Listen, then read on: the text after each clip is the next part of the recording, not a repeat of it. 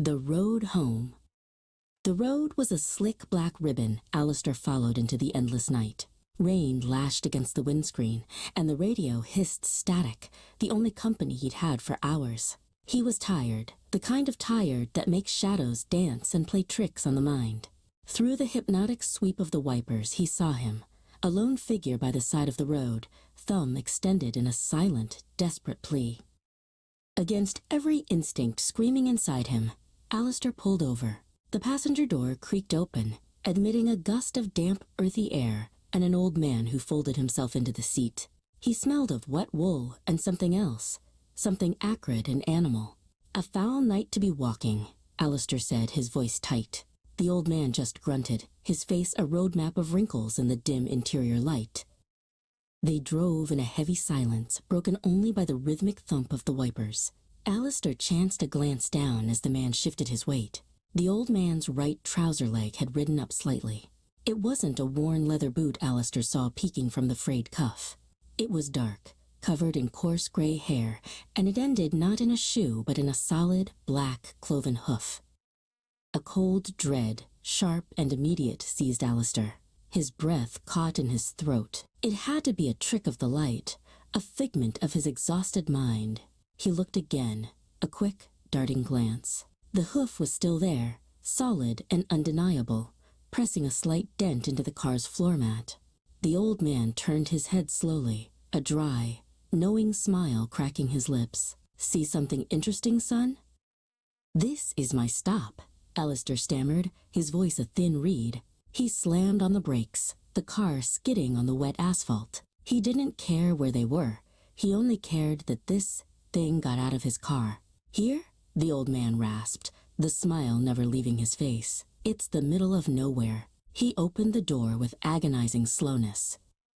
As the old man stepped out, Alistair heard it clearly over the drumming rain. Not the soft thud of a shoe on gravel, but a distinct, heavy clop. He didn't wait for a second one.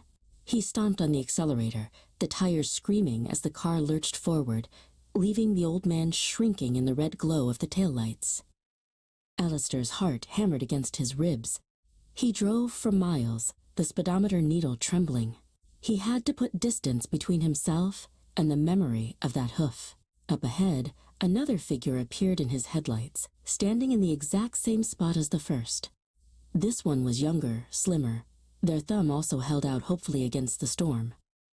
"No," Alistair muttered, his hands shaking. "Absolutely not." But the figure looked so drenched and harmless. A young man, probably a student. What was he thinking? It was a hallucination, a waking nightmare brought on by fatigue. He was being irrational. He slowed the car, the window humming down. "Get in," he said, the words feeling like ash in his mouth.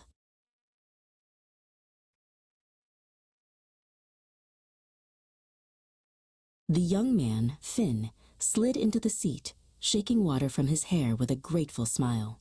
"Thanks, man. You're a lifesaver." The words tumbled out of Alistair, a frantic confession. "You have to be careful," he warned, his voice cracking. "I just dropped off this old man. A real creep. He had, you're gonna think I'm crazy, he had a donkey's leg, a hoof."